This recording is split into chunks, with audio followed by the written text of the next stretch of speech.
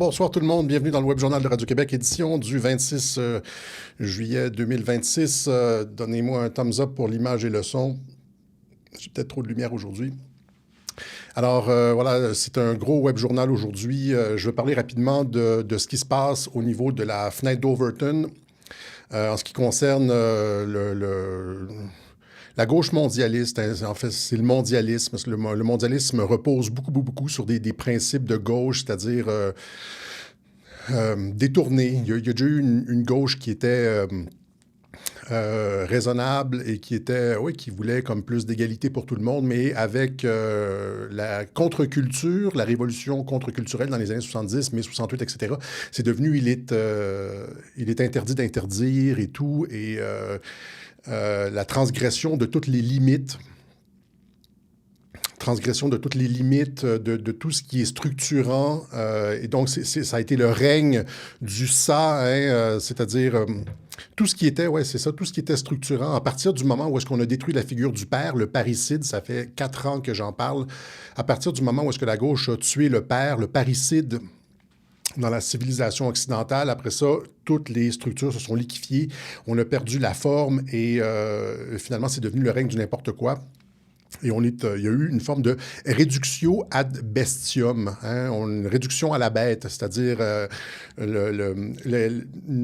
comment on pourrait dire, l'apologie de la pulsion, de se laisser aller, de la pulsion, on n'a pas le droit d'interdire. Et donc ça, c'est en termes freudiens, là, ça c'est le ça. Il y a comme toujours... dans tout ce qui est humain, il y a deux côtés. Il y a le petit diable qui te dit de te laisser aller à tes impulsions. On l'a vu dans toutes les bandes dessinées, là, le petit diable sur l'épaule gauche qui te dit de te laisser aller à toutes tes impulsions. Et il y a le surmoi, c'est-à-dire l'ange sur l'épaule droite, ou c'est l'inverse, je ne sais pas c'est quoi, là, qui dit non, retiens-toi, etc. Eh bien, cette espèce le surmoi, l'ange sur l'épaule droite qui te dit retiens-toi, ça vient du Père. C'est l'interdit du Père, c'est le nom du Père. Quand le Père parle et fait des interdits et est prêt à châtier si tu transgresses l'interdit, ça inculque dans l'enfant une conception de je ne devrais pas, je peux faire mieux, je ne vais pas me laisser aller, il y a une règle et puis... je ne veux pas faire de la psychanalyse aujourd'hui, là, mais c'est le surmoi. C'est cette idée qu'on peut s'améliorer, le fait d'avoir une conscience, de ne pas faire mal aux autres, et alors que l'autre, c'est plus comme laisse-toi aller, c'est de la pulsion, etc. Et ça nous vient beaucoup au début du 20e siècle, c'est arrivé avec Aleister Crowley, la bête 666, etc., etc. Et la gauche a beaucoup repris ça. Il est interdit d'interdire. C'est littéralement une phrase de Aleister Crowley, de mai 68. Là, il est interdit d'interdire. Dans un de ses livres, ça s'appelait « Do what thou wilt ». Fais ce que tu veux. C'est ici. « Do what thou wilt ». Fais ce que tu veux au lieu de « fais ce que tu dois ». Tu sais, ça, je pense que c'est la famille La Rochefoucauld qui avait sorti ça. « Fais ce que doit » et non pas ce que veut. C'est le sens du devoir, etc. Tu sais, l'idéal de tu devrais te sacrifier, tu devrais passer par-dessus ta pulsion animale d'autopréservation pour faire des choses plus grandes. Tu vois, au lieu de fuir, ben, tu restes et tu combats, et puis tu te projettes dans l'avenir, tu penses à tes enfants, et puis... en tout cas, c'est ça.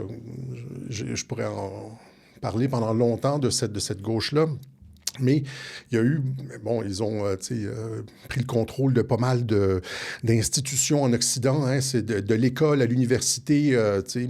Regarde les valeurs des politiciens maintenant, les journalistes, tout le monde, tu dis, tu dois rentrer dans un pays légalement. Si tu ne rentres pas dans un pays légalement, tu dois être expulsé. Bien là, les gens sont prêts à mourir pour contester ça. Et les journalistes te font chier parce que les gens sont rentrés illégalement, puis tu les expulses. Puis là, ça, c'est de la gauche radicale. Et toutes les institutions sont comme phagocytées avec ce truc-là. Mais il y a, comme je dis, je ne passerai pas beaucoup de temps là-dessus. Je voulais juste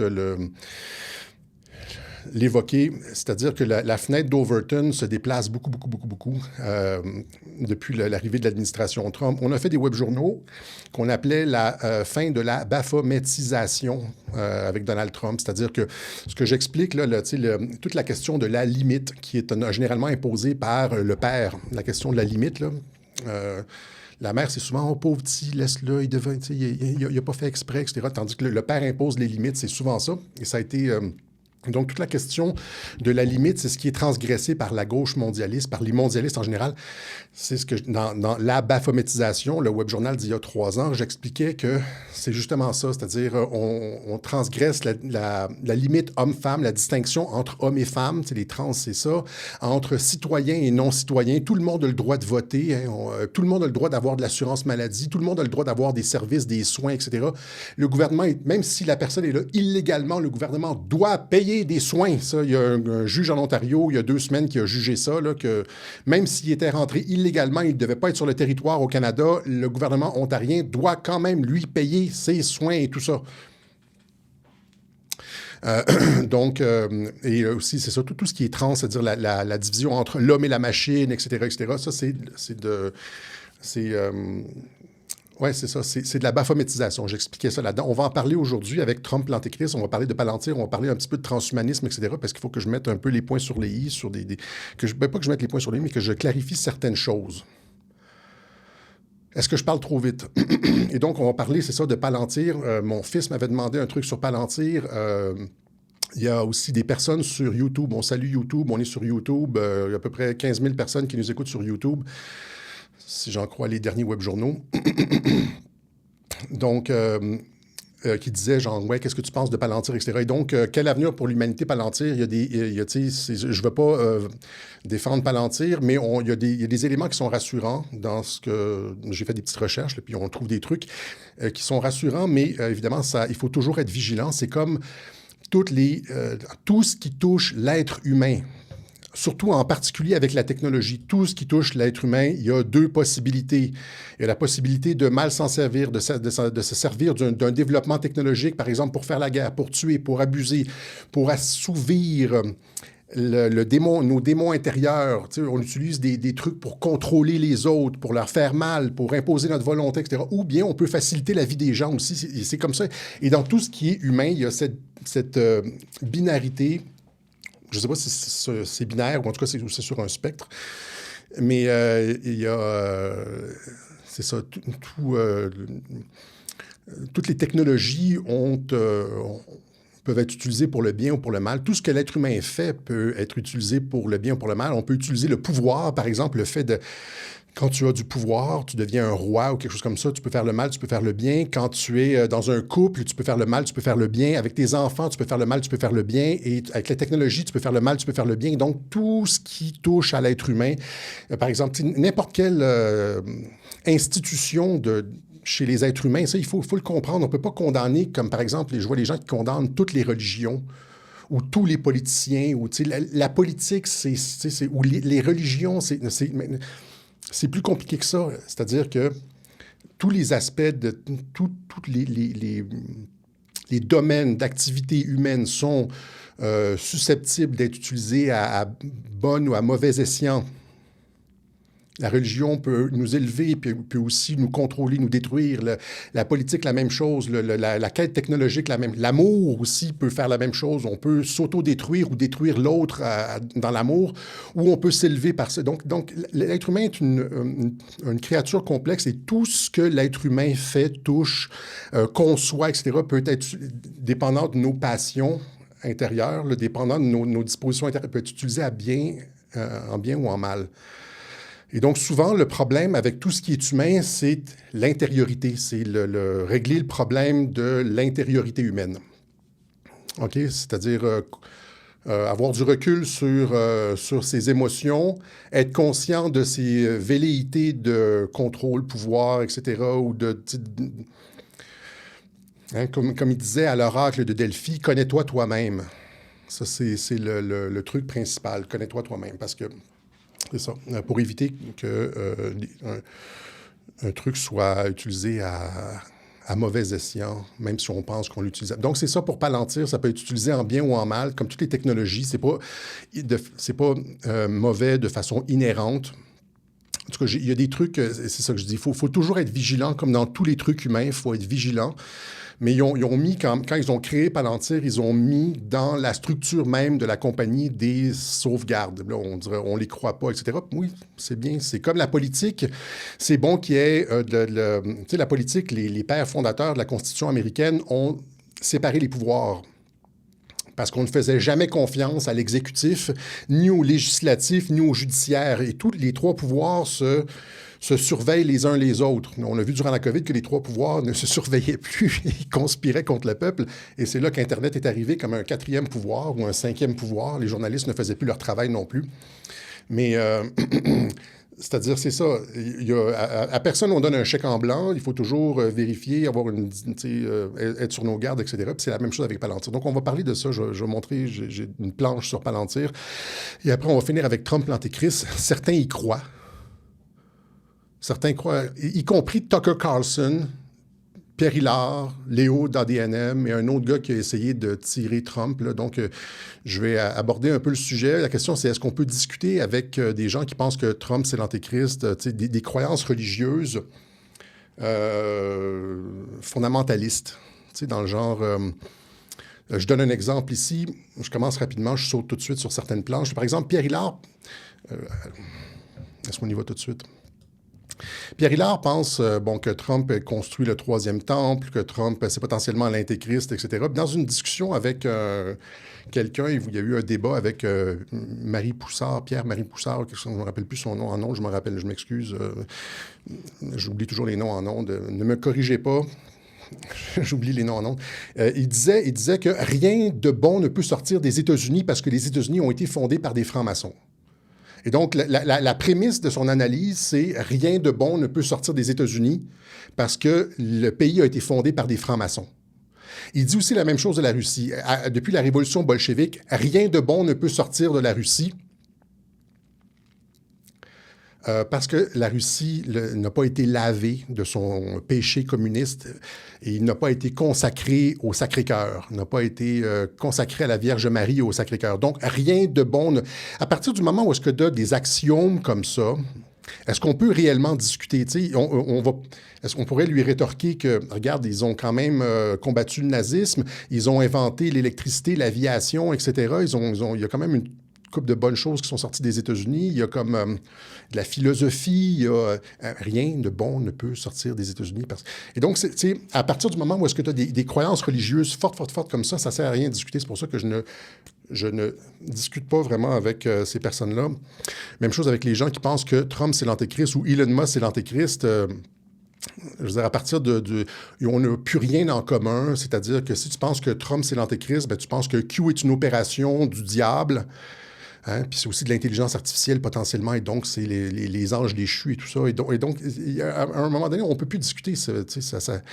Tu as choisi ton camp, tu as choisi de te placer dans un tiroir bien spécifique. Ça ne sert à rien de dire « je ne veux pas être classé dans un tiroir ». Tu as choisi un truc, Trump, c'est l'Antéchrist, Elon Musk, c'est l'Antéchrist, etc. Et donc, à partir du... donc, c'est ça, il y a la question de est-ce qu'on peut parler quand il y a les conceptions religieuses aussi fortes qui ne reposent sur rien de solide, pour lesquelles il n'y a aucune nuance et ce sont des axiomes qui ne sont pas vérifiables. Est-ce qu'on peut discuter réellement avec... Par exemple, est-ce qu'on peut discuter avec quelqu'un qui, un islamiste ultra convaincu, qui jure toujours sur le Coran, qui égorge des agneaux dans sa salle de bain à la fin du Ramadan, et puis qui est comme... non, il est comme complètement... Et donc... Mais tout ça pour dire qu'on va voir un truc sur Trump l'Antéchrist. Mais je voulais commencer rapidement avec la fenêtre d'Overton qui bouge sur la gauche. Frédéric Broussard, on le salue. Frédéric Poussard, on le salue. Vous savez, j'ai toujours gâché. J'ai comme pas de... Je suis trisomique en ondes avec les noms, OK? Donc, c'est ça. C'est pour ça que je ne fais pas de débat avec des gens qui ont des conceptions religieuses comme ça. Ça ne sert à rien. C'est complètement... tout ça pour dire, c'est ça, la gauche, pour revenir à ça. La fenêtre d'Overton qui bouge. On n'aurait jamais pu imaginer une telle chose alors qu'on était en train d'être submergé par le mondialisme et qu'il ne semblait n'y avoir aucune issue à nos souffrances. Eh bien là, il y a comme un changement. On voit l'aiguille qui passe, qui commence à bouger de l'autre côté, avec ce sommet sur la violence d'extrême gauche appelée par Marco Rubio, Frédéric Marie Broussard. On le salue. Et donc, devant des chefs de 60 États, pas des chefs, mais des représentants de 60 États, il a fait des discours où est-ce qu'il explique justement qu'est-ce qui se passe avec la violence d'extrême gauche. Et je vous montre un extrait qui a été traduit par Mini Quadrillage, le fils de Vanessa. Cela a toujours été animé par une haine, et avant tout par une haine de la civilisation elle-même. C'est une révolte des pires contre les meilleurs, une révolte des faibles et des lâches contre les forts et les vertueux. Elle est menée par ceux qui sont incapables de construire, incapables de créer, incapables d'accomplir de grandes choses et qui se vengent du monde parce qu'ils sont eux-mêmes incompétents en cherchant à détruire ceux qui, eux, en sont capables. Voilà ce qu'est le gauchisme radical. Il peut se présenter sous différents slogans et différentes idéologies selon les époques et les lieux. Ils peuvent se dire anticapitalistes, anti-impérialistes, communistes, anarchistes ou marxistes, mais leur nature fondamentale reste toujours la même. C'est toujours la même. C'est un ressentiment empoisonné, dissimulé sous le langage de l'égalité, de la justice et de la libération. Un besoin irrépressible de détruire ce que des hommes plus grands ont bâti, de saccager ce qui est beau et ce qui est juste au nom de personnes qui ne sont remplies que de laideur et qui n'ont rien d'autre à offrir à ce monde. Alors, c'est extrêmement sévère et il fait ça devant un parquet de représentants. C'est-à-dire que c'est du leadership. Vous comprenez? À partir du moment où est-ce que les États-Unis parlent de cette façon-là, la violence d'extrême gauche, ça donne le ton. Ils ne peuvent pas rentrer dans différents pays, ils ne peuvent pas rentrer en France ou ailleurs, aller démanteler personnellement les armées de l'OTAN Antifa. C'est littéralement les soldats, les troupes de choc des mondialistes, là, les Antifa. Mais il peut faire des discours et y avoir un leadership comme ça. Il explique donc que c'est ça, la gauche repose sur des mensonges, ce sont des mensonges. On a évolué, pratiquement tous les gains qu'ils ont faits ont été réalisés à partir de mensonges. Pensez juste comme au climat. Les mensonges sur le climat, la falsification des données, on écarte les données qui vont pas dans le sens de l'explication afin de pouvoir imposer un certain dogme. Le fait, par exemple, juste encore une fois récemment, une certaine misogynie contre les femmes qu'on voit, les femmes qui se font siffler, l'insécurité, etc. On essaie de nous faire croire que c'est pas l'islam, que c'est les masculinistes, alors que tout le monde sait que c'est l'islam, c'est beaucoup de Maghrébins qui ont cette attitude-là envers les femmes. Il y a eu aujourd'hui un attentat à Berlin, et là, partout sur les réseaux sociaux, on nous dit que c'est les hommes blancs, on met la faute sur les hommes blancs, alors que la réaction première, c'est de mettre ça sur les hommes blancs, alors qu'on sait que maintenant, c'est un attentat islamiste. Rappelez-vous, rapidement comme les rape gangs en Angleterre, le Parti travailliste qui refuse, le Parti de gauche travailliste qui refuse une enquête parce que ça, évidemment, ça discréditerait complètement la communauté musulmane, pakistanaise, etc., etc. On ne veut pas regarder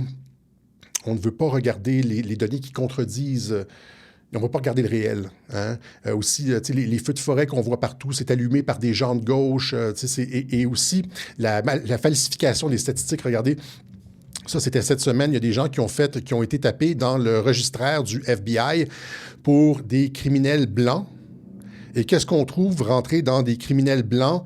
On trouve une quantité industrielle de noirs. Et là, après ça, donc, ça falsifie les statistiques, puisque ils vont dire, les Blancs commettent beaucoup de crimes. Regardez, les statistiques montrent que les Blancs commettent beaucoup de crimes. Or, pour la plupart, c'est des Noirs et pour lesquels on a changé le libellé, la race à blanc. Ça a fait le tour d'Internet, là, je vous montrerai pas, je vous montre un petit clip rapidement comme ça. Les gens se disent, allez sur le registraire, regardez, c'est marqué blanc. Donc, la gauche fonctionne sur la falsification, le mensonge, etc. They are hiding the race of so many people, mainly men, who have been arrested. Race, white, white, white. And you can go to this website. It's for all the New Jersey mugshots and put in the race white. And you're going to see several non-white men Imagine if they did this in reverse. C'est des entrées, c'est des Noirs qui ont commis des crimes et on les étiquette comme blancs pour falsifier les statistiques. Parce qu'on sait c'est quoi, hein, les statistiques. Rappelez-vous, et on sait pourquoi aussi, ils ont des pays comme en France, on enlève les statistiques sur la race parce qu'on ne veut pas créer du racisme, etc. Mais évidemment, ça nous empêche de regarder le réel en face aussi. C'est ça le problème. Donc, je ne vais pas faire...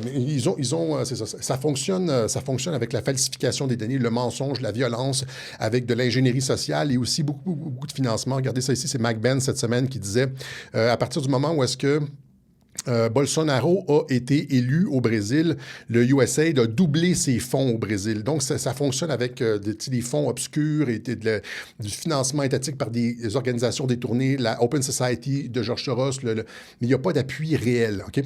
Là, on va terminer ce segment-là rapidement avec ça ici.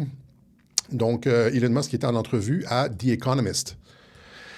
Et il a remis la journaliste à sa place, n'est-ce pas? Il a remis la journaliste à sa place. Tout le monde, ça a fait le tour du web. Je l'ai fait traduire encore une fois. J'ai demandé à Vanessa de le traduire. Merci beaucoup. Et là, ici, ça, c'est Catherine Herridge, dont je vous parlais la semaine dernière, qui dit, regardez ce segment-là. Puis là, il dit au journaliste, la journaliste lui dit, vous êtes détesté par beaucoup de personnes. Là, il dit, oui, mais regardez, les médias sont encore plus détestés. Vous mentez, vous tordez la vérité et vous inventez des étiquettes qui n'existent pas.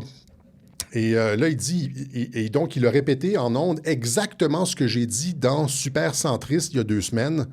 Rappelez-vous, c'est-à-dire que on étiquette Elon Musk extrême droite, on étiquette Trump extrême droite, on étiquette des partis comme Marine Le Pen extrême droite ou AfD extrême droite, alors que c'est une position centriste, normale, qui, il y a 20 ans, était tout à fait avoir des frontières normales.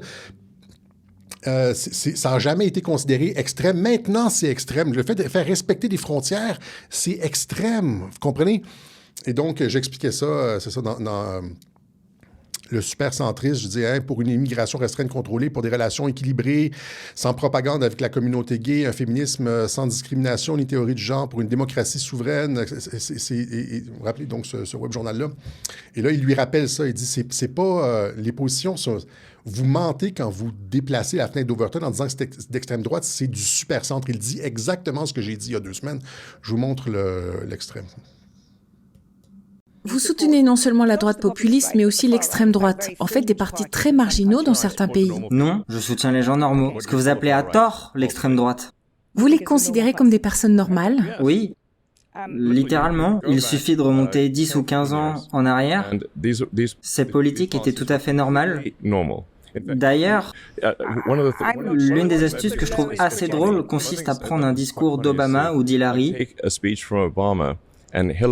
puis à interroger quelqu'un qui appartient à ce que j'appelle la gauche lunatique, et à lui demander « Que pensez-vous de ce discours de Trump ? Oh, c'est la pire personne qui soit. En réalité, c'était un discours d'Obama, ou bien c'était un discours d'Hillary. » Je suis d'accord pour dire que le centre de gravité de ce pays a basculé et que le Parti démocrate s'est clairement déplacé vers la gauche. Mais ce n'est pas de ça dont je parle. Des marginaux, mais s'il vous plaît. En réalité, ce ne sont que des gens normaux. Que des gens normaux. Voici les principes. Dites-moi lesquels d'entre eux vous semblent terribles.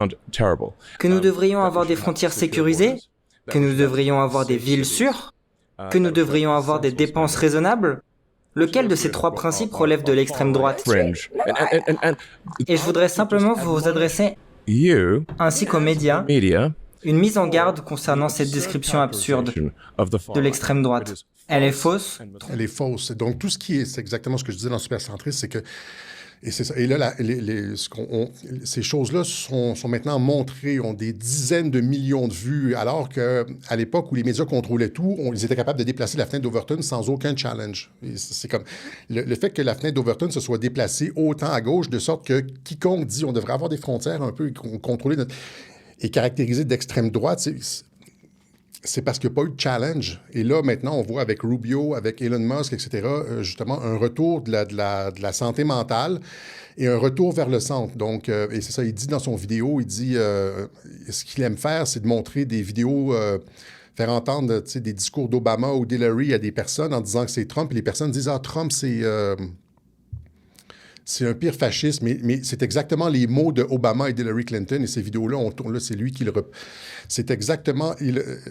Obama, Hillary Clinton, Bill Clinton, Chuck Schumer au Sénat ont tous dit des choses bien pires que Trump sur l'immigration. On devrait tous les illégaux, on devrait les renvoyer, etc., etc.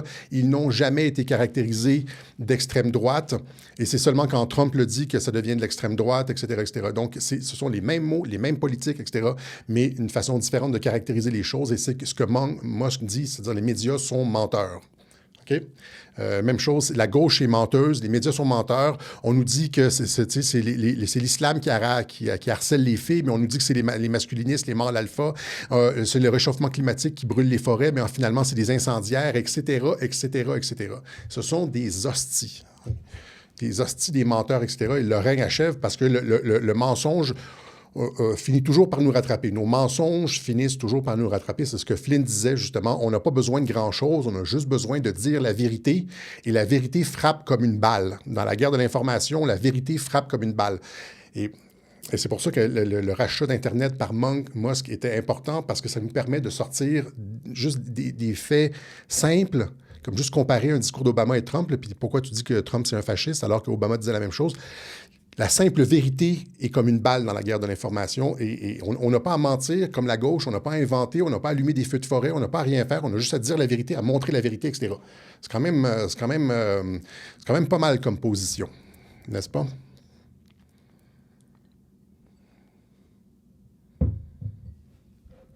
Donc, la fenêtre d'Overton qui se déplace, et ça, c'est une bonne chose. Vers le centre, parce que...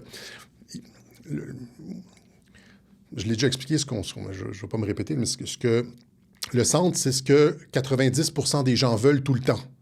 Des familles normales avec un pays normal, etc., etc. OK? C'est pas autre chose que ça, le centre. Maintenant, voilà. Donc ça, c'était pour le premier truc. Maintenant, Palantir, on va y aller avec... on va faire tout de suite le saut à Palantir. Les gens m'ont demandé qu'est-ce que tu penses de Palantir, Alexis, etc. Donc, comme je l'ai dit en début d'introduction, il faut être vigilant, etc. Il ne s'agit pas de donner carte blanche et tout, sauf que dans la structure, ce que j'ai vu là, en faisant des recherches, c'est que dans la structure même de Palantir, il y a des garde-fous qui ont été intégrés. Donc, par exemple, ici, le Palantir est fondé sur des principes libertariens, et ils ont inclus dans la compagnie une unité spéciale indépendante, une équipe dédiée à la confidentialité et aux libertés civiles, le PCL, composé d'ingénieurs, avocats et de philosophes. La philosophie officielle de ce groupe-là, c'est « Il est essentiel de préserver les principes fondamentaux de la vie privée et des libertés civiles tout en utilisant les données ». Quand ils utilisent les données, il faut préserver la vie privée et les libertés civiles. OK? Donc ça, c'est pas du marketing, c'est rentrer dans la structure même de la boîte. Et par exemple, ici je donne un exemple de ça, quand l'administration Trump commençait à utiliser, je pense qu'elle a utilisé Palantir pour sortir des illégaux, il y a un groupe de pression dirigé par Cindy Cohn, ici, de EFF, le EFF, qui a dit à Palantir, peux-tu nous expliquer c'est quoi ton truc, c'est quoi ta position sur les libertés civiles avec ce que vous êtes en train de faire, etc. Et là, ils leur ont répondu dans une lettre qui est justement republiée par elle. Oups, j'ai effacé lui. Donovan, c'est ça? Non? Oui, ouais. Donc, dans la lettre, Palantir explique, OK, donc...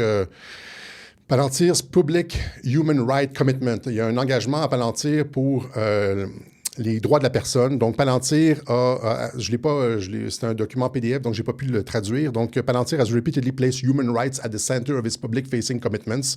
Donc, dans ses engagements, les droits de la personne sont au centre des préoccupations. Palantir a refusé de travailler avec le Customs and Border Patrol, CPS, en 2020. Palantir a refusé de travailler avec Customs and Border Patrol, qui était à l'époque dirigé par Chad Wolf. Il faisait des trucs qui étaient... il tordait un peu les coins ronds avec la séparation des familles, etc. Et Palantir a invoqué les droits de la personne pour refuser de travailler avec Customs and Border Patrol, ICE, là. Donc, c'est un cas où est-ce que Palantir juge, le comité de surveillance de Palantir, là, le Civil Liberties, etc., regarde un dossier, une demande du gouvernement, puis dit on ne peut pas faire ça parce que ça viole les libertés civiles. Et effectivement, je pense de toute façon, un juge a dit que le DHS didn't have authority to suspend DACA, etc., etc. Donc, c'est des ingénieurs, des avocats et des philosophes qui se penchent sur les dossiers et qui vont refuser de travailler avec le gouvernement si ça viole les droits de la personne. Ici, ça continue. Donc, je ne me rappelle pas c'est quoi son nom, Crowley, je pense. Le directeur de cet organisme-là, à l'intérieur de Palantir, qui regarde les dossiers un par un et qui juge si ça viole la vie privée, etc., alors que Palantir a dans sa charte le respect de la vie privée et à l'intérieur de certaines limites et les droits de la personne. Donc, il nous dit ici, encore une fois, Palantir's public commitment include Palantir acknowledge its corporate responsibility to endeavor to protect human rights. C'est la responsabilité corporative de Palantir de respecter les droits de la personne et de respecter les principes définis par l'ONU. Le Guiding Principle on Business and Human Rights de l'ONU. Ils appuient en particulier la déclaration de l'ONU sur les droits de la personne, l'article 3, l'article 12, etc. Ils ont, vous comprenez ce que je veux dire, là, c'est-à-dire qu'ils ont des mécanismes en place et ils ont une politique bien officielle de respect de la vie privée et des droits de la personne. Et ils vont refuser de travailler avec, si ça viole... Donc, c'est une compagnie qui a comme... On peut être pour ou contre, mais c'est une compagnie qui a, dès le début, dès sa création, qui a mis certains garde-fous. Oui, ça peut déraper, il faut être vigilant, etc. Mais il y a... Alex Karp, ce sont des philosophes qui ont créé Palantir. Et donc, ici, il y en a ça, c'est un autre. Si l'administration Trump n'a pas demandé à Palantir Technologies de constituer un registre des musulmans. Donc, le PDG de Palantir Technologies, Alex Karp, a déclaré que son entreprise n'avait pas été sollicitée pour établir un registre des musulmans résidant aux États-Unis et qu'elle ne le ferait pas, même si une telle demande avait été faite. Okay? Donc, dans l'interview, Karp a fermement rejeté l'idée que sa start-up d'exploitation de données basée à Palo Alto, Californie, puisse un jour coopérer avec le gouvernement pour créer un registre permettant de suivre les citoyens en fonction de leur religion. Ils ne feront pas ça. Donc, il y a quand même des garde-fous. Oui, il peut y avoir des abus comme tout, mais il y a des garde-fous construits dans la structure corporative de Palantir. C'est pas comme Klaus Schwab et comme Yuval Noah Harari qui ne croient pas du tout au libre arbitre. OK? On n'est pas du tout dans le même territoire. Donc, Palantir, ici, donc c'est ça, fondé sur des principes libertariens. Il y a des garde-fous techniques intégrés qui rendent l'espionnage de masse secret beaucoup plus difficile. C'est pas impossible. C'est pas impossible non plus à la NSA, à la CIA, etc., mais à Palantir, il y a des garde-fous. Donc, chaque action sur les plateformes Gotham et Foundry de Palantir, c'est les plateformes principales, est enregistrée dans les journaux d'audit détaillés. On ne peut pas simplement se promener dans les données, tu sais, genre, je travaille chez Palantir, puis je fais juste comme, je vois, chaque action sur les plateformes est enregistrée et auditée. C'est-à-dire qu'il y a une révision après ça de qui a accéder, quelles données, etc., pour pas qu'il y ait d'abus. OK? On ne peut pas simplement se promener dans les données. Tout laisse une trace de ce qui a été accédé, à quoi, quand et pourquoi ça a été accédé. Donc, c'est traçable, auditable. Les abus sont détectables et traçables. C'est l'opposé du principe de la boîte noire et d'un système de surveillance secret. C'est exactement ce qui s'est passé. Ceux qui ont suivi le Obamagate, là, avec les Five Eyes, il y a des gens qui allaient, je pense que c'est Hammer... le programme Hammer, je pense, des contracteurs de la CIA allaient dans les ordinateurs de la NSA et avaient carte blanche. Ils pouvaient regarder n'importe quoi, les dossiers de n'importe qui, etc. Puis il n'y avait pas de traçabilité, c'était pas auditable, etc., etc. Donc, contrairement à la NSA et à la CIA, Palantir, c'est traçable et auditable. C'est-à-dire que Palantir est plus transparente que la CIA et la NSA. OK? Et là, ils disent aussi, dans d'autres articles, ils disent, par exemple, que de toute façon, on est à l'ère de l'information, 99% de ce qu'on appelle la surveillance, c'est de la surveillance commerciale. C'est-à-dire que tu es à côté de ton téléphone et puis tu parles de popcorn, puis là, genre, tu fais ta recherche Google, puis il y a une annonce tu vas sur un site, puis il y a une annonce de popcorn, c'est des métadonnées, etc. Palantir, Alex Karp dit que ça, c'est eux ne font rien de différent de ça, c'est-à-dire du captage de métadonnées, sauf que dans le cas de Palantir, ça peut être utilisé contre des criminels. Par exemple, tu peux dire, par exemple, tu peux mettre dans... C'est pas de la surveillance mur à mur, c'est ça que j'essaie de dire. En tout cas, c'est ce qu'ils disent. Je veux pas, encore une fois, leur donner carte blanche. Il faut toujours être sur nos gardes, etc. Mais ils expliquent, par exemple, que des trucs comme ça ici, là, Comet Pizza, là, le Pizzagate, avec des images de pédophilie et tout, ça aurait... des images comme ça auraient comme... fait allumer les systèmes d'alarme de Palantir, par exemple. Mais en tout cas, c'est pas utilisé pour de la surveillance extérieure, mais intérieure, je veux dire. Mais si l'exemple, c'est ça, c'est-à-dire que c'est comme un scalpel. Au lieu d'avoir des programmes gouvernementaux, c'est ce qu'Alex Karp dit. Il dit vaut mieux une entreprise privée qui fait de la recherche au scalpel avec des mots-clés criminels qu'un gouvernement léviathan obèse qui enlève qui fait comme ce que les gouvernements français, canadiens, etc. font, c'est-à-dire mettre l'identité numérique, etc. pour... C'est-à-dire, le gouvernement, pour régler les problèmes, amène des solutions mur à mur et comme détruit complètement la liberté. Tandis que ce que Alex Karp dit, c'est son argument, c'est que Palantir, c'est comme un scalpel. Il n'enlève pas les libertés, etc. Mais au lieu d'avoir des programmes de contrôle total gouvernementaux, le gouvernement fait appel à Palantir et Palantir, il va comme au scalpel. C'est sa définition. Je ne sais pas si c'est exactement ça. Il dit aussi, Alex Karp, dans des différentes... entrevues, par exemple, que l'intelligence artificielle, de toute façon, est nécessaire parce que la Chine est très, très, très avancée en intelligence artificielle et que la personne qui déploie l'intelligence artificielle la plus efficace, finalement, va dominer le 21e, 22e siècle. Hein? Donc... par exemple, si la Chine a une intelligence artificielle 3 fois, 4, 5 fois plus performante que l'intelligence artificielle des États-Unis, les États-Unis deviennent graduellement comme des Amish, c'est-à-dire déclassés technologiquement, comme quand tu prends l'avion puis tu vas dans des pays du tiers-monde puis tu te dis « Ah, ils ont pas ça ici, l'Internet lag, dans ton hôtel puis tu es à la 2G, là, t'es comme...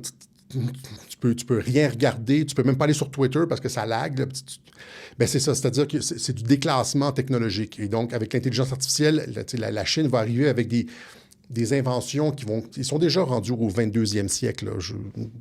Si vous regardez un peu ce qui se produit en Chine en termes de technologie et de développement, là, on est déjà arriéré. Ils vont avoir des trucs, des véhicules anti-gravité, des matériaux composites dont on n'a jamais entendu parler, avec des nouveaux alliages, des structures moléculaires.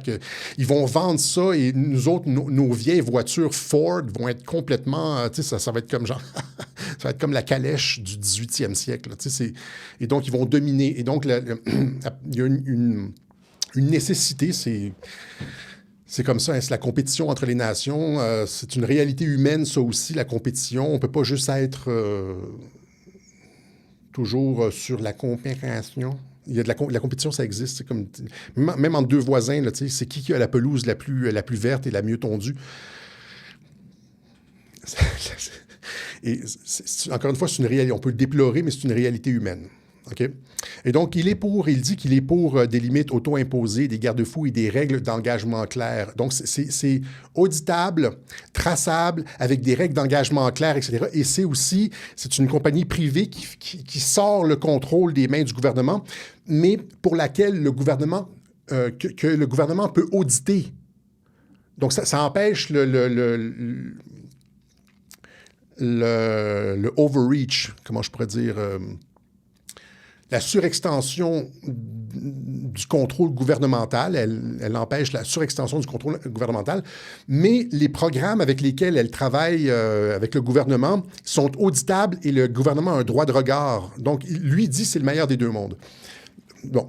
Donc ça, c'est à peu près ce que j'avais là-dessus. Si vous me demandez ce que je pense de Palantir, il y a une possibilité de dérapage, évidemment, comme le nucléaire. Il y a des silos, pensez-y, il y a des silos de bombes nucléaires partout aux États-Unis. Là, ça peut déraper, ça aussi. Là. On peut avoir la fin du monde ce soir.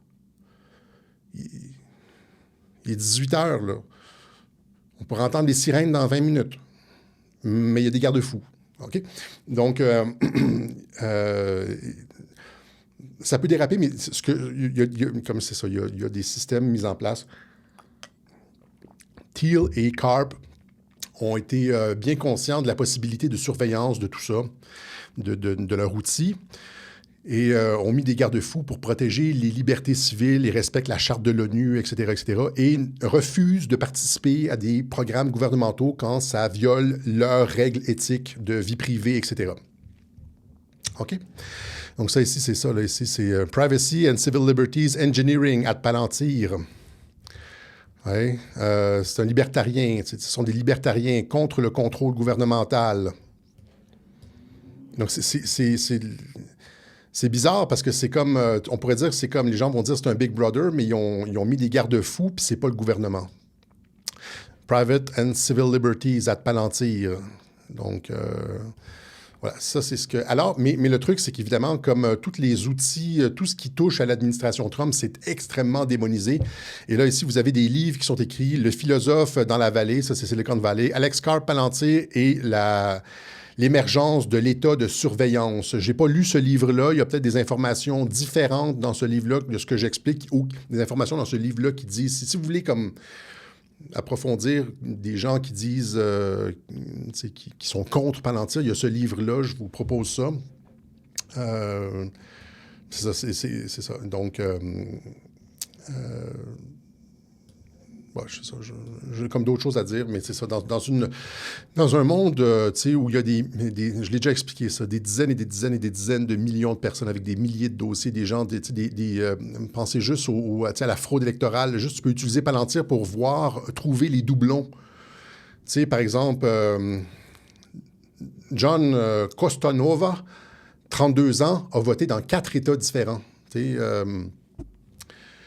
Ces gens-là, comme travaillent, reçoivent des revenus, etc., mais ils n'ont aucun numéro d'assurance sociale, ce sont des illégaux.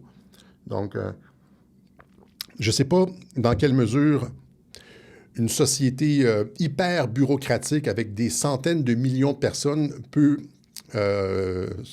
continuer à évoluer avec une bureaucratie qui fonctionne avec du papier, des tampons, puis, et pas de gestion de données avec l'intelligence artificielle.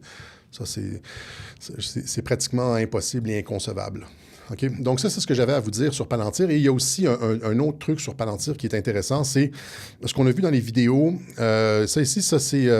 je pense que c'est, vous voyez, avec la boule de Palantir, là, je pense que c'est John Trump. Dans la vidéo de Elon Musk, là, Sweetland, la vidéo que tout le monde a aimée, avec le quantum et tout ça, on voit John Trump, c'est l'oncle de Trump qui a fouiller les dossiers Tesla et on le voit avec Palantir. Et donc, il y a comme un lien Palantir, Quantum, comme quand Trump, il y a un mois, a parlé de Quantum Dominance, etc. Palantir, il y a un lien avec Palantir là-dedans. Et qu'est-ce qu'on sait? C'est-à-dire, d'un bord, il y a The Rise of the Surveillance State. Ça, c'est la version pessimiste. Moi, je vous ai donné comme une version comme un petit peu entre les deux, mais il y a aussi l'autre version. Est-ce que Palantir pourrait être utilisé pour détruire le nouvel ordre mondial? C'est-à-dire, à partir du moment où est-ce que tu utilises l'intelligence artificielle et la capacité de traitement de données contre les satanistes, contre ceux qui utilisent l'adrénochrome, contre le mouvement révolutionnaire mondial dont nous a prévenu JFK. Si on utilise Palantir contre ces gens-là, ça c'est autre chose. Donc, pour faire s'effondrer la pyramide, je spécule, là. Mais vous comprenez, c'est-à-dire qu'il y a comme une interprétation pessimiste de Palantir, mais aussi une interprétation optimiste, positive de Palantir. Et dans la vidéo, rappelez-vous la vidéo que Mike Flynn a publiée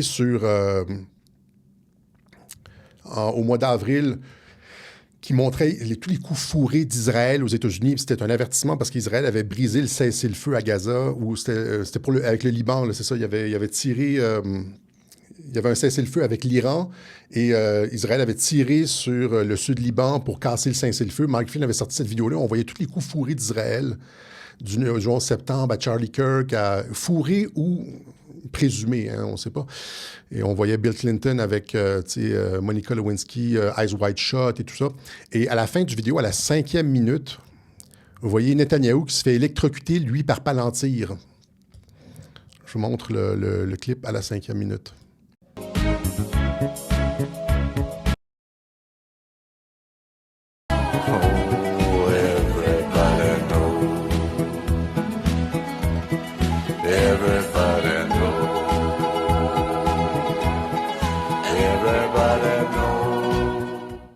Oui, donc, est-ce qu'ils ont été capables de se débarrasser de l'état profond avec des capacités de traitement de données d'information, est-ce qu'ils ont des capacités quantiques avec un mélange entre les travaux de Tesla qui étaient détenus peut-être par, c'est ça, des parties du département de l'énergie, mélangés, le département de l'énergie, John J. Trump, l'oncle de Trump, avec Palantir, ça fait peut-être un outil qui nous permet de sortir du nouvel ordre mondial et puis de détruire. Parce qu'on est très, très, très positif et nothing can stop what is happening. Parce qu'ils ont plus d'outils et c'est peut-être Palantir qui a été utilisé. Ça, c'est la version, je spécule, c'est la version optimiste. Je montrais juste des trucs comme ça intéressants. Où est-ce que l'oncle de Trump semblait avoir un truc avec Palantir. C'était John J. Trump avec Palantir dans la vidéo Quantum, là, Sweetland. Et puis après ça aussi, Mike Flynn avec Netanyahou qui se fait électrocuter en essayant de regarder Palantir, etc., etc. OK? Voilà.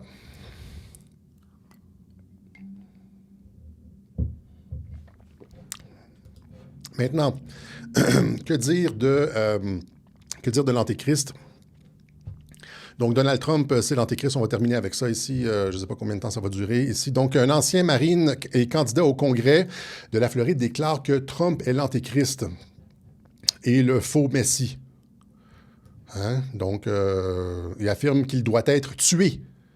Dans une vidéo délirante, le corps des marines a répondu. C'est sûr que si tu penses que Trump est l'Antéchrist ou que Trump fait advenir l'Antéchrist, ou c'est Barron, ou c'est comme Trump construit le troisième temple, c'est sûr que ce gars-là, il est conséquent. C'est-à-dire que tu dois tuer Trump. Si Trump a vocation à amener l'enfer sur Terre, c'est sûr qu'on doit tout faire pour l'arrêter. Et donc, puis là, après ça, il y a Tucker Carlson qui a dit la même chose. Est-ce que Tucker Carlson pense réellement que Trump, c'est l'Antéchrist? Mais après ça, il s'était rétracté. Non, j'ai jamais dit ça. J'ai jamais dit ça. Ça sonnait comme du Elon Musk, là, genre Trump est dans les dossiers Epstein, puis après ça, ils rigolent avec lui. Hein? Ou bien Flynn, on va en parler juste avant de terminer. Flynn qui critique un peu Trump, et puis après ça, qui montre la vidéo où est-ce que Trump l'encense, les gens ont mordu à l'hameçon. Encore une fois, il faut suivre de près si vous voulez commenter. Mais même chose avec Pierre Hilard, c'est ça, qui dit que Trump... Il n'a pas dit clairement que Trump c'est l'Antéchrist, mais c'est comme... ça va dans le sens de... Il fait le travail qui va amener l'Antéchrist, la construction du troisième temple, et qui va amener l'avènement de l'Antéchrist. Si c'est la réalité... Trump doit être arrêté. Il n'y a aucune négociation. Il n'y a pas de genre, je me pose des questions. Si tu penses réellement que Trump, c'est l'Antéchrist, hein, et que Q, c'est un truc de l'Antéchrist aussi, c'est un truc satanique. Hein, et Léo nous disait, ouais, Q, c'est peut-être une intelligence artificielle, et l'intelligence artificielle, ça vient des anges déchus. Donc, c'est ça... C'est toute la connexion Q, intelligence artificielle, ange déchu, Trump est là-dedans. Et donc, c'est ça. Q nous amène encore une fois, aux anges déchus, à l'enfer sur Terre. Quand c'est comme ça, il n'y a plus de discussion. Là. Il n'y a pas de... Tu regardes les axiomes, là, le fondement du raisonnement qui ne repose sur pas grand-chose. Puis après ça, tu regardes où est-ce que ça va, puis tu te dis, genre, il n'y a plus de discussion possible à partir du moment où est-ce que tu penses que tu passes de where we go one, we go all à Trump, c'est l'Antéchrist, où il fait advenir l'Antéchrist, et puis, il travaille avec les anges déchus, etc. Là. On n'est plus du tout dans la discussion de, non, tu dois faire comme ce gars-là, c'est-à-dire proposer, tout faire pour l'arrêter. Hein? C'est-à-dire que si tu penses que Trump travaille avec les anges déchus ou va dans le sens des anges déchus, ben tu dois te réjouir quand Biden vole les élections. Il n'y a plus d'entre-deux. Là. C'est l'antéchrist, là. C'est comme, on a besoin c'est les anges déchus. On a besoin d'un exorcisme à la Maison-Blanche. Toute cette histoire de collusion avec la Russie, quand Obama tentait de destituer Trump, Hillary, tout ça, qui, eux, sont des vrais satanistes. Là, Hillary, elle vénère Lucifer. Quand eux essayaient de destituer Donald Trump, ben c'était une bonne chose. Ils auraient dû réussir, n'est-ce pas? C'est la conséquence, normalement, de ta position. C'est-à-dire, Q, c'est les anges déchus. C'est dommage que Trump se soit tiré de cette histoire de collusion avec la Russie, etc., etc. OK? Tu dois aller au bout de ton raisonnement. Bizarrement, c'est ça, tu dis genre la technologie, tout ça, toute la technologie, c'est mal. La technologie, c'est les anges déchus. Et donc, ça tourne toujours mal. Non, la technologie, ça ne tourne pas toujours mal. Et ceux qui rejettent la technologie aux États-Unis, les Amish, votent Trump. Ils rejettent complètement la technologie et ils comprennent que Trump ramène le sens dans la politique et la civilisation occidentale, c'est-à-dire il remet des règles, il combat la baphométisation. Même chose aussi avec le cardinal Sarah, qui dit, le cardinal Sarah déclare à l'UE que l'idéologie du genre et le fondamentalisme islamique sont des bêtes apocalyptiques. C'est malheureusement ce que Trump combat, là, n'est-ce pas? C'est ce que la gauche lui reproche. Hein? Et pourtant, il rechristianise le pays, Trump, comme aucun président jamais dans l'histoire. Même pas JFK, même pas Reagan. Il n'y a aucun président qui a mis à contribution tous les ministères pour pousser le christianisme le jour de la prière. Rappelez-vous, c'était quoi, le Marco Rubio qui fait une prière? C'est comme... On se demande comment, genre, quelqu'un qui travaille pour les anges déchus, on pourrait imaginer Hillary, là, comment quelqu'un qui travaille pour les anges déchus, qui pousse la technologie, l'intelligence artificielle, la technologie des néphilim, genre finalement rechristianise le pays et défait tout l'élément baphométique dans la civilisation occidentale. Moi, j'ai toujours dit, hein, je l'avais expliqué, j'ai fait un web journal là-dessus, que ma position sur Trump, c'est que c'est un catéchon. C'est quelqu'un qui repousse l'antéchrist au contraire. C'est le contraire, c'est-à-dire qu'il va repousser l'antéchrist. Parce que quand on dit que Trump, c'est l'antéchrist, ou il fait advenir l'antéchrist, ou genre n'importe quelle variante de ça, on est beaucoup plus loin que, on est beaucoup plus loin que les affirmations, par exemple, j'en prends deux, là, Jean-Dominique Michel ou Carl Zéro. Jean-Dominique Michel affirmait, évidemment, sans aucune, genre, diffamation complète sur X, sans aucune preuve, que Trump violait des petites fillettes, ou il laissait sous-entendre, que Trump violait des fillettes. Trump violait des fillettes. Hein, donc, pas que Trump avait, démantelé le réseau Epstein et l'adrénochrome. Non, Trump violait des fillettes, là. C'était... il couvrait les crimes et tout ça, c'est Jean-Dominique. Carl Zéro, lui, c'était comme Trump sodomise des petits-enfants et puis, c'était l'associé d'Epstein et puis des viols à répétition, etc. Ça, c'est... Finalement... Et puis là, je me suis... évidemment, j'ai perdu la boule. Carl Zéro et puis Jean-Dominique Michel, c'est des ligues mineures comparé à quelqu'un qui dit que Trump, c'est l'antéchrist ou fait advenir l'antéchrist ou dans quelques variantes que ce soit. Donc, c'est ça. Vous avez comme viol d'enfants, pédovore, Epstein, puis après ça, vous avez Trump et Satan en haut. Donc, quelqu'un qui affirme que Trump, c'est comme d'un ordre de magnitude, c'est comme à la 10, c'est-à-dire c'est une accusation à la puissance 10 qui dépasse de loin les ligues mineures de viol d'enfants, de sodomie de garçons de 8 ans. Le gars, c'est l'antéchrist, là. Okay? C'est le démon dans la Maison-Blanche. Il faut assumer. Et pas essayer de jouer sur tous les tableaux en disant « je ne veux pas être classé dans aucun tiroir ». Quand tu dis des choses comme ça, c'est que tu préférerais que Trump se fasse tirer. Okay? Même chose avec Elon Musk. On dit Elon Musk, la technologie, c'est un transhumaniste. On montre une photo d'Elon Musk avec son costume de Diablo. Diablo, c'est un jeu vidéo, right? Ça, c'est avec sa mère, etc. C'est un costume d'Halloween. On a déjà expliqué tout ça. C'est un costume d'Halloween parce que Musk venait de gagner le concours international du jeu vidéo Diablo. Le jeu vidéo Diablo, pour les Amish qui nous écoutent, qui sont comme pas dans la technologie, qui comprennent pas, ben c'est le jeu, je pense que c'est le jeu vidéo ou un des jeux vidéo les plus populaires au monde, et Musk venait de gagner, s'est habillé dans le costume. Musk, c'est pas un chrétien. Hein? Et donc, et sa copine de l'époque, Amber Heard, celle qui a poursuivi Johnny Depp pour violence conjugale, etc., Amber Heard, c'était la copine de Musk à l'époque. Et Musk lui a demandé de s'habiller en Mercy, un autre personnage de jeu vidéo, et elle s'est habillée en Mercy, un autre personnage de jeu vidéo. Donc, lui et sa copine se sont habillés dans les personnages de jeux vidéo. Musk venait de gagner le concours de Diablo. Et si vous avez, et si c'était réel, si c'était genre, il veut envoyer un... Pensez-y 2 secondes. Est-ce qu'on est des enfants de 6 ans pour faire des liens comme ça? Et si vous avez Messi habillé en vampire, là, est-ce que... Ah oui... Il se passe des choses dans le sous-sol de chez Messi. Ça s'appelle l'Halloween. Hein? Qu'est-ce que ça nous dit de nos enfants habillés en sorcières? Je sais que des chrétiens fondamentalistes ne veulent pas l'Halloween, etc. Mais c'est rendu une fête populaire et tout le monde célèbre ça. Et on s'habille en mort-vivant, on s'habille en sorcière, on s'habille en vampire, on s'habille en démon, etc. Je me suis déjà habillé, moi, en monstre pour l'Halloween. Et ça ne disait rien. Merci, c'est Overwatch, c'est ça. Mercy, et ça ne disait rien sur ma personnalité. C'était l'Halloween. J'ai déjà passé l'Halloween et mangé des bonbons.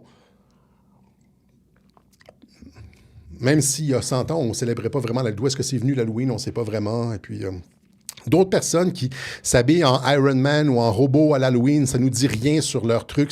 Mais faire une fixation là-dessus parce qu'il y a eu un costume d'Halloween, c'est comme... Et là, Musk serait un transhumaniste. Et donc, allons-y avec le transhumaniste. Là.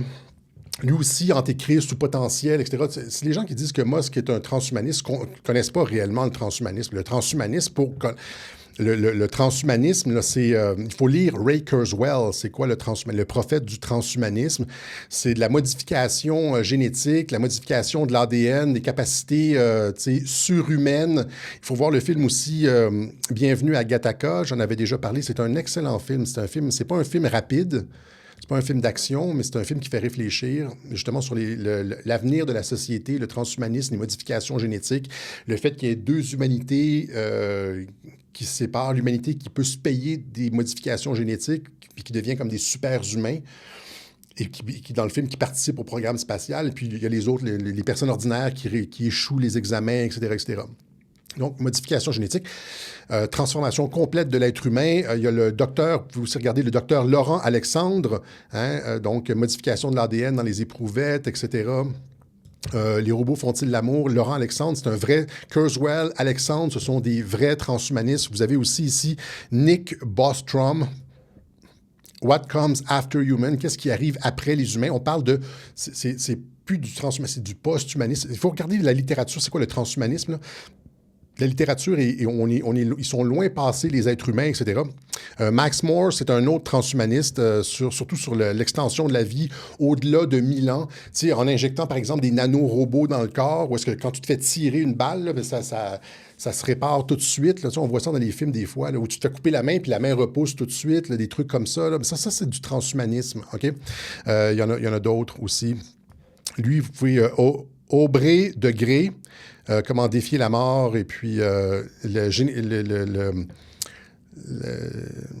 modification génétique, etc., comment vivre 1000 ans avec des modifications génétiques aussi, elle aussi. Natasha Vitamore, transhumanisme, etc., etc. Il n'y a aucune limite.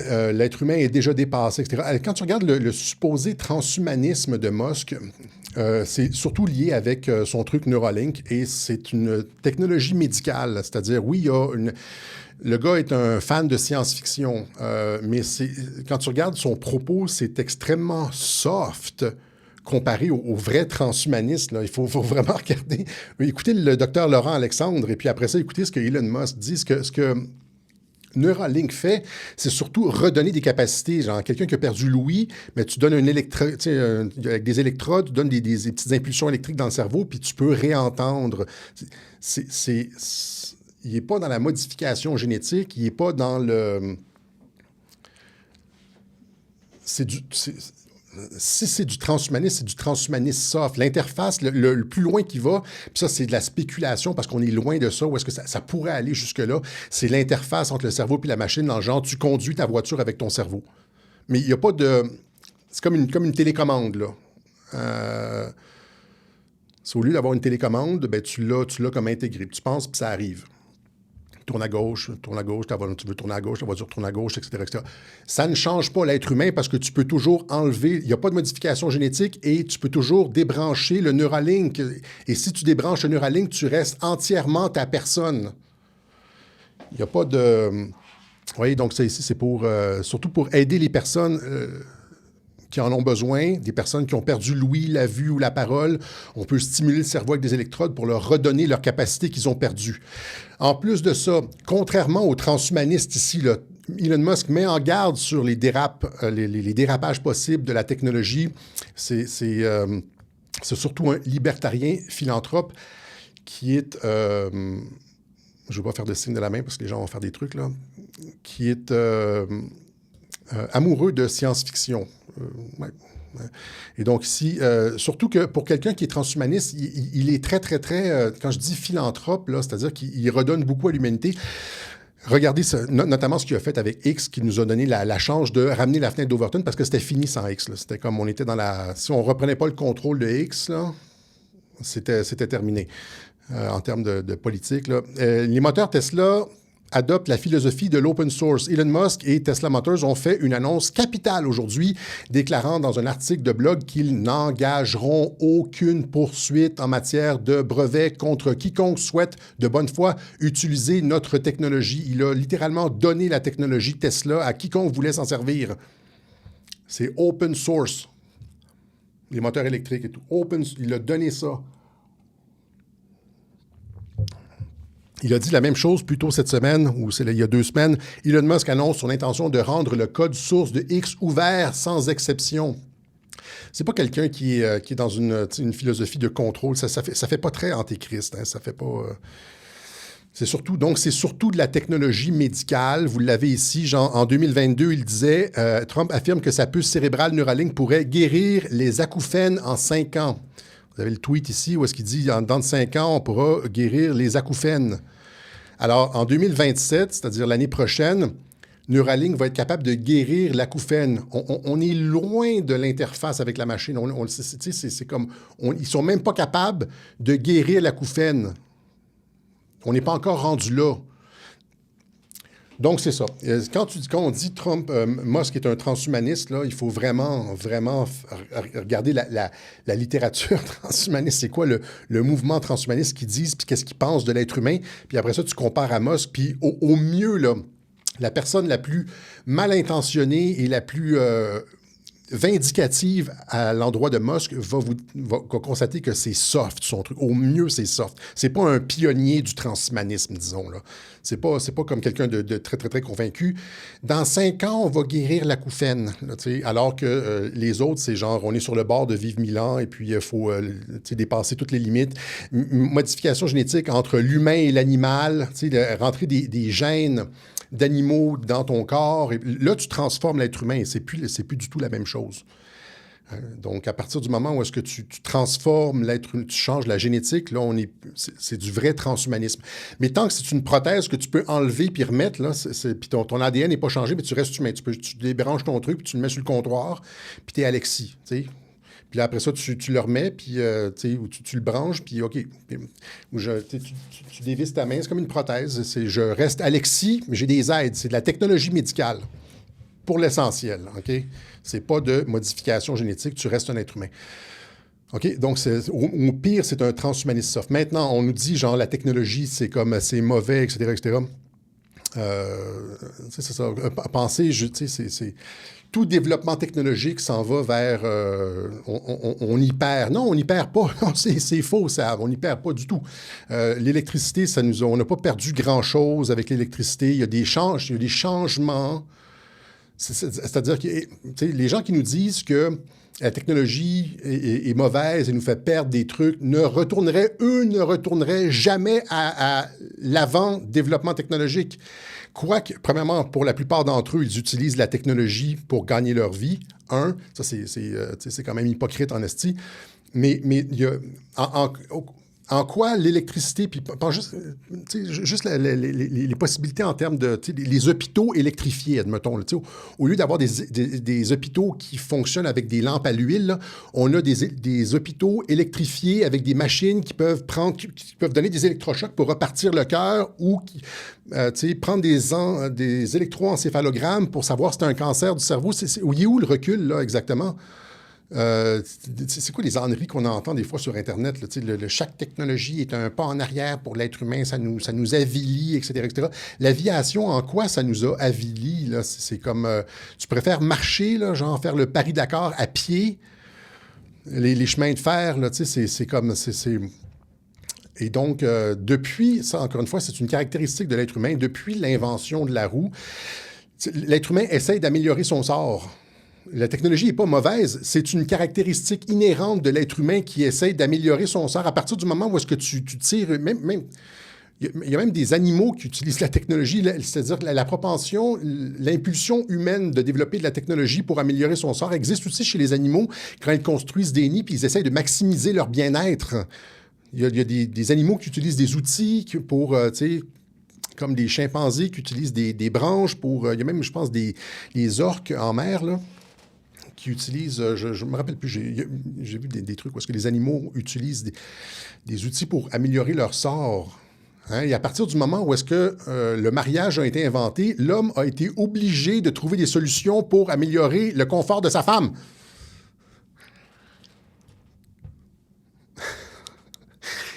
Se casser la tête, c'est parti de la roue. Puis là, c'est passé à travers le bouton à 4 trous jusqu'à la machine à laver, et puis tout ça, c'est comme... Qu'est-ce qu'on a perdu avec la machine à laver? Je veux dire, on a plus de temps, c'est tout. On a perdu... C'est quoi, là, tu fais de la méditation quand tu laves la vaisselle, là, puis c'est comme... vaut mieux se fouetter dans le dos. C'est bien quand la vie est difficile. Moi, je suis plus comme quelqu'un qui pense que plus les êtres humains ont de temps libre, pour certaines personnes, évidemment, c'est de l'oisivité, puis ils vont juste regarder des séries Netflix en mangeant des chips. Mais moi, quand j'ai du temps libre, je fais plein de choses intéressantes. Je fais des recherches. Je préfère avoir du temps libre que de faire la vaisselle. Je préfère activer mon cerveau que d'être attelé à des tâches ménagères. Le développement technologique me permet de maximiser ma capacité de réflexion, mes connaissances, me développer en tant qu'être humain. À partir de, je veux dire, on ne va pas retourner à l'époque des chasseurs-cueilleurs, là. Il y a des personnes comme, par exemple, en France, Francis Cousin. Moi, j'ai décroché avec Cousin, j'ai débranché quand il voulait retourner à l'époque des chasseurs-cueilleurs. Puis critiquait la séparation des tâches, la spécialisation dans la société, c'est-à-dire... la spécialisation de la société fait en sorte que tu peux avoir des philosophes, il y a de la différente répartition de richesses, tu peux avoir des philosophes, des artistes, etc., des personnes qui excellent dans un truc particulier, ça permet la spécialisation. Mais l'automatisation, puis l'intelligence artificielle, ça va nous donner du temps libre pour qu'on se spécialise dans les choses dans lesquelles on excelle au lieu de faire des tâches ménagères puis des trucs abrutissants. C'est des trucs abrutissants à faire le lavage, là. Je suis désolé, là, c'est comme non, là. Non. OK? Et donc, c'est ça. Pensez-y 2 secondes. Ceux qui n'aiment pas la technologie vont vous dire que la machine à vapeur, finalement, c'est une technologie de l'enfer, là, parce qu'on mobilise le charbon dans la fournaise et puis c'est littéralement alimenter le diable. C'est des âneries qu'on entend une après l'autre. Mais Marconi, la radio, en quoi l'humanité a régressé avec ça? Vous voyez un petit peu où est-ce que je m'en vais, là. Je ne vais pas continuer. Le télescope Hubble, la technologie qui nous a permis de comprendre ce qu'il y avait à l'extérieur de l'atmosphère, un peu. Ben là, il y a toutes sortes de théories là-dessus, mais on voit des trucs... comprendre c'était quoi un peu la Lune, voir les cratères, la lunette, ça a commencé à... l'être humain est curieux. L'être humain est curieux et veut améliorer son sort. Et la technologie, ça s'inscrit là-dedans. Ça s'inscrit là-dedans.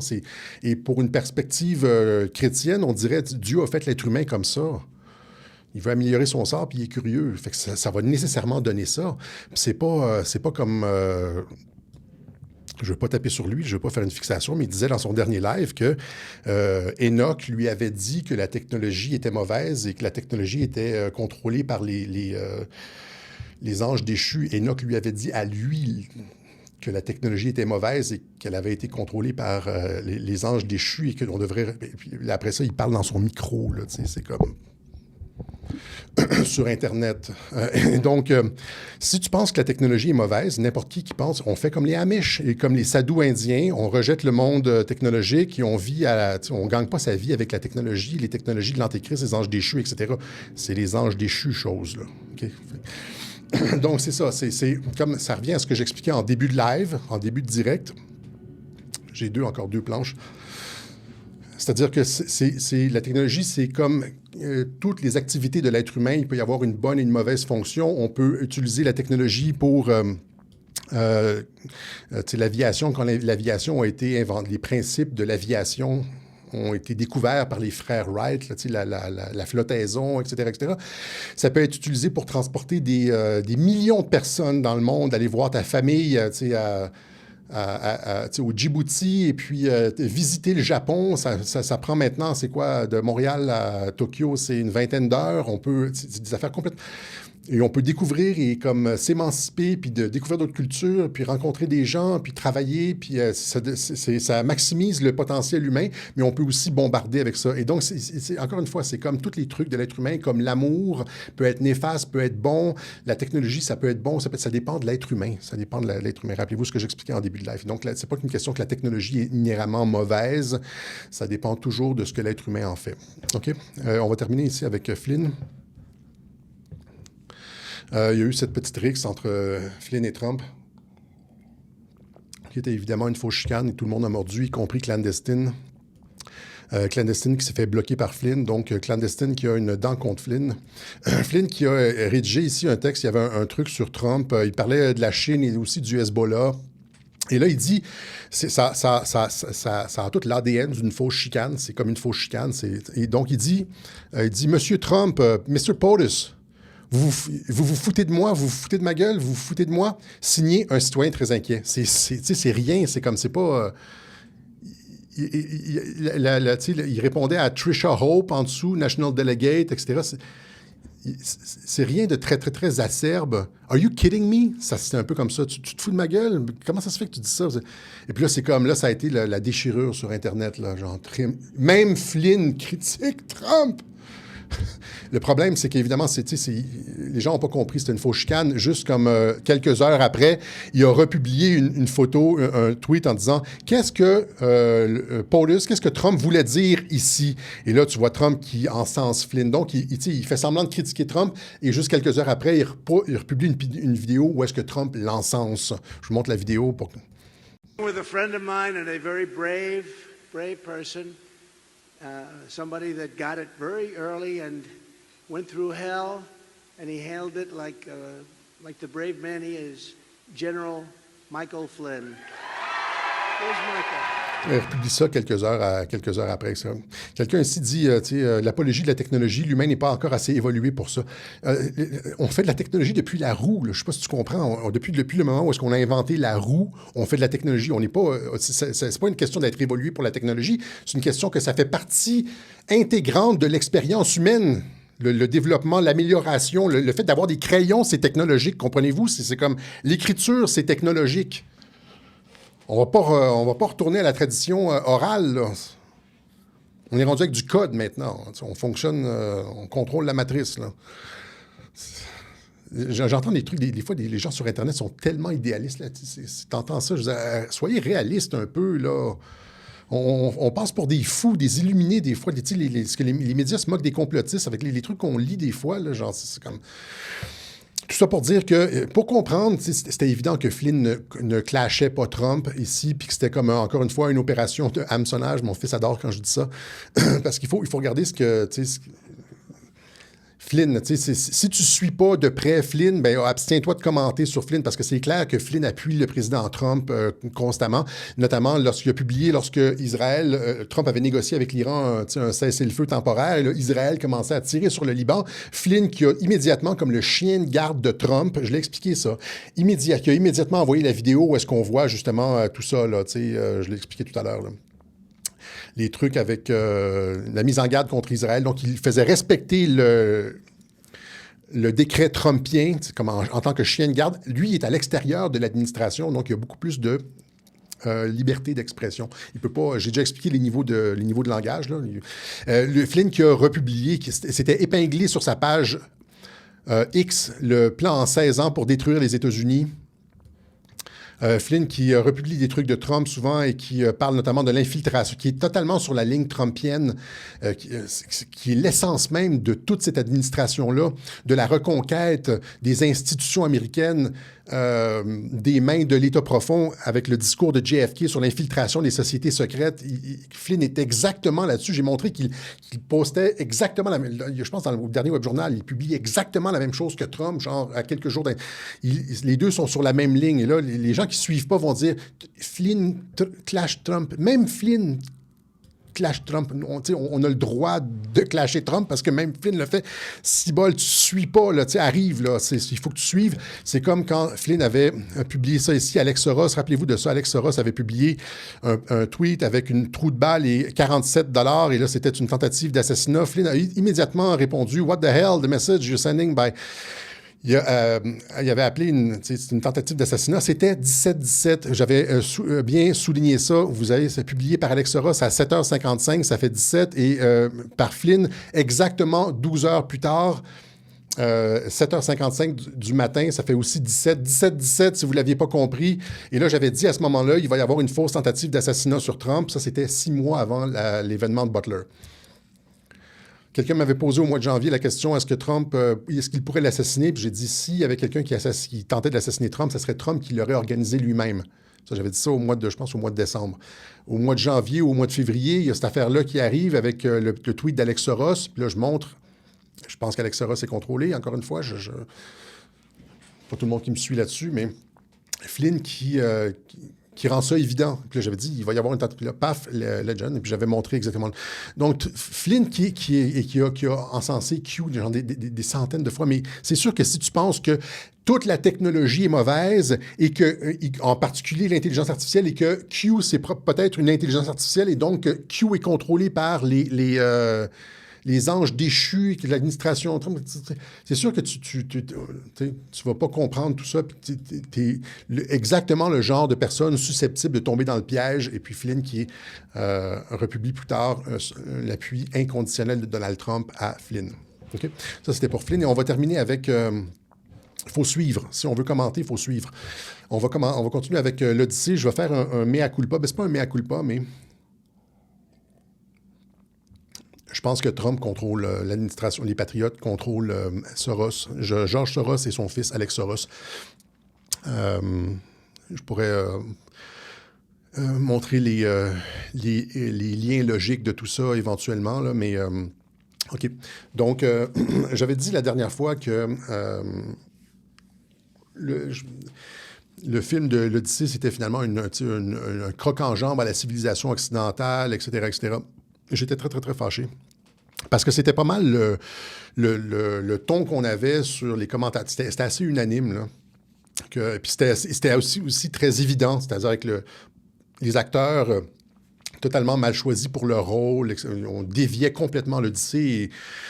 Et puis là, il y a Bernard Massy, on le salue, Bernard Massy, qui est venu me demander, est-ce que tu as as-tu écouté l'interprétation de Jonathan Pajot, qui est un commentateur sur YouTube? Et puis j'avais dit oui, mais Pajot avait une idée complètement différente là-dessus. Il pensait que c'était en fait un message d'espoir, de retour de la civilisation sur des nouveaux fondements, le retour du père à sa femme, etc. Donc, le retour de la relation homme-femme saine avec le retour du mâle, etc., etc.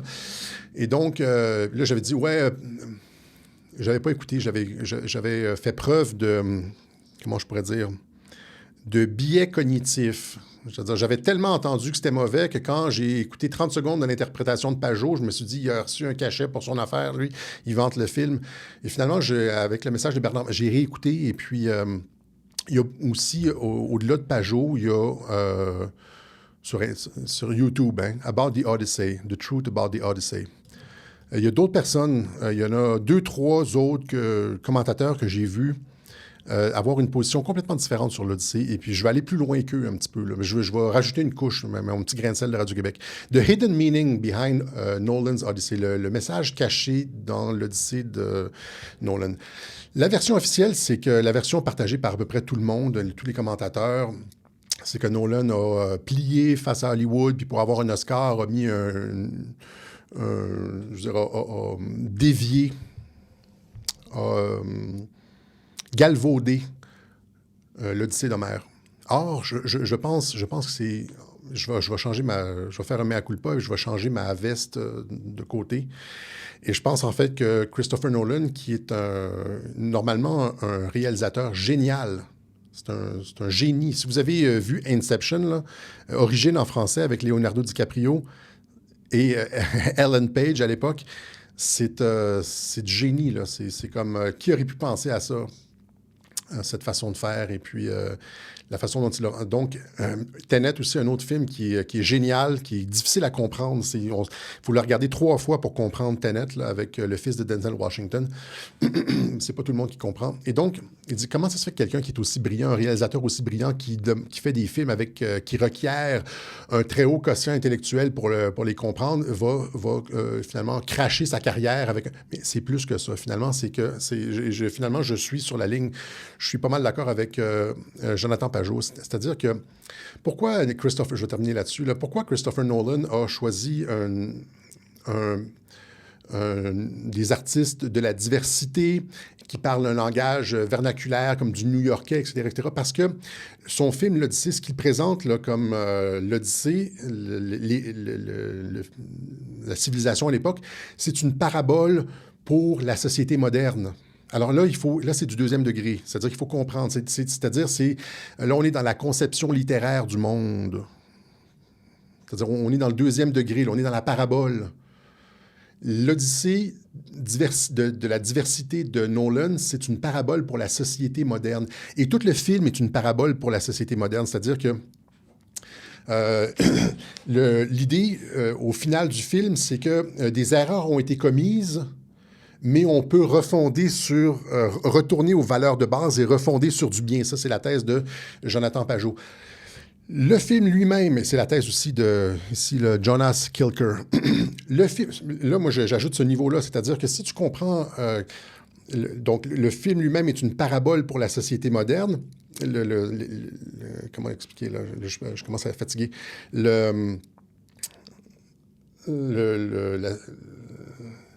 L'environnement du film est une parabole pour la société moderne.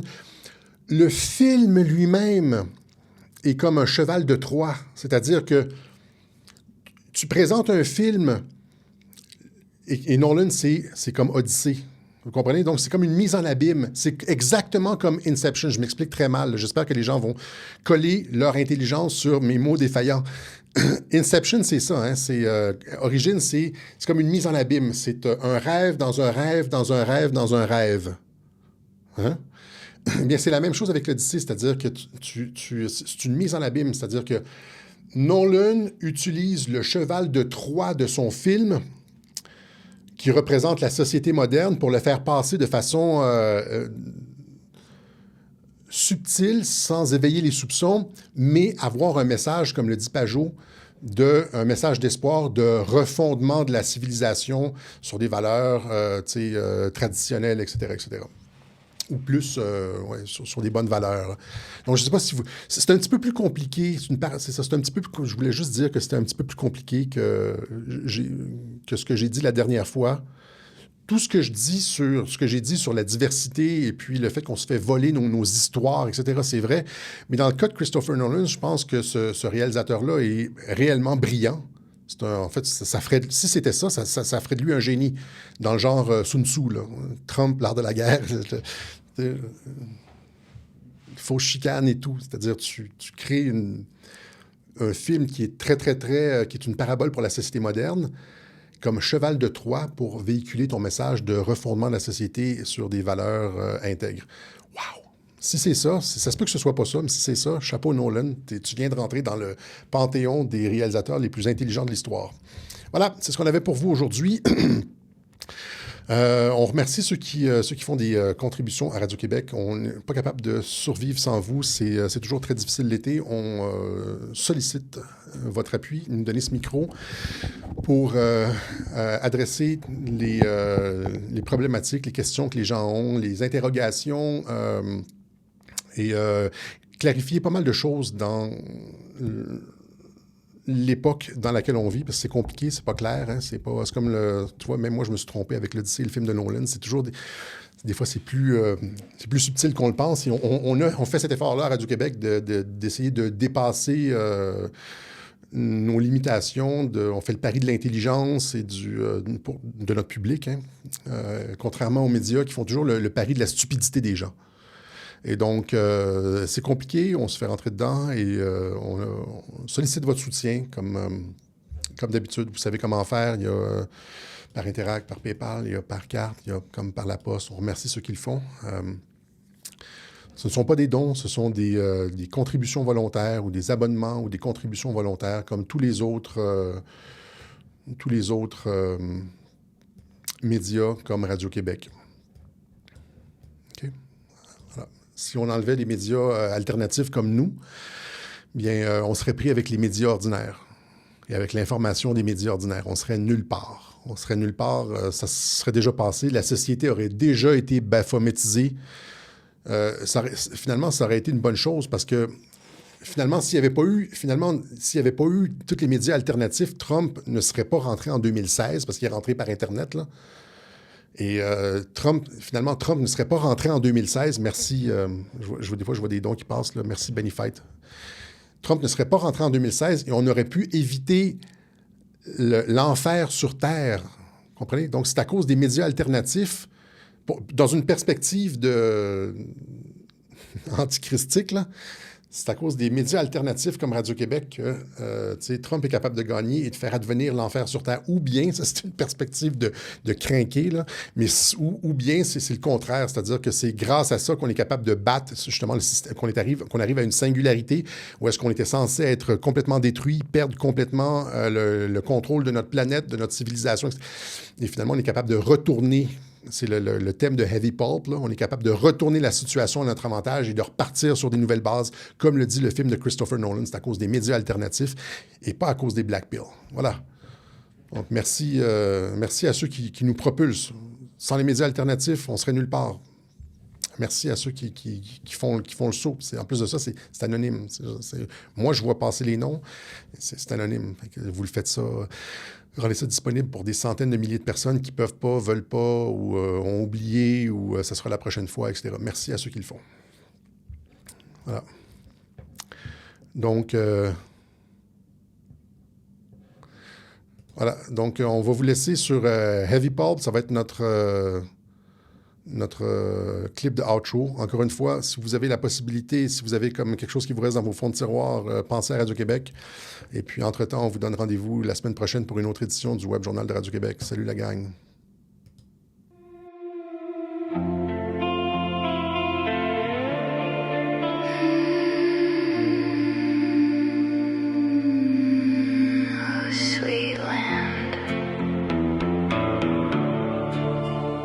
Sweet land of the weary and the wild.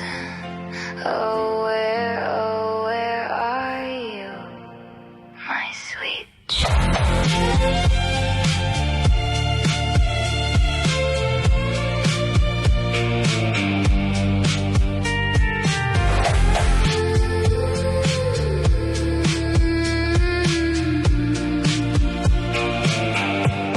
The garden's either dying or about to come alive.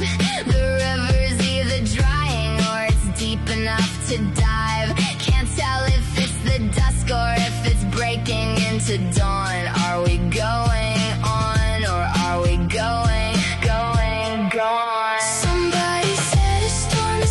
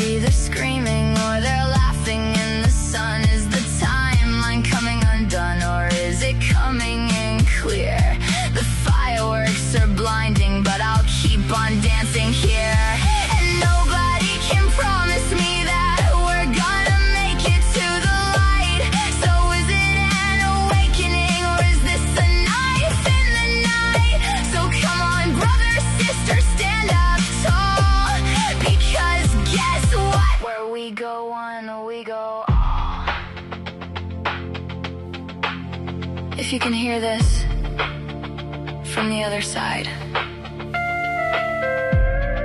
across this great quantum divide, don't get me wrong, now is the time to stay strong. So, with all of that I'll say, God bless the USA!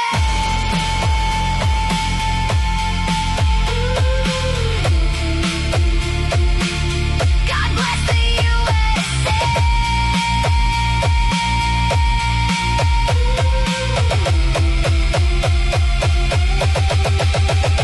Sing it, sweet land, going on, 250 years and it's going on and on the edge of a forever or the edge of being gone. Is it midnight? Is it morning? Is it ruining? Is it time to rise? 250 summers gone by. So just go on and tell me those sweet lies, the kind as sweet as these Julys. Going on and going gone.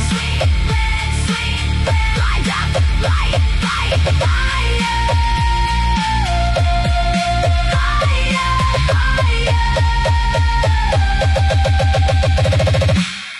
Sweet land's going on. Sweet land, going, gone. So please, just know that we can still rebuild. We can still make something.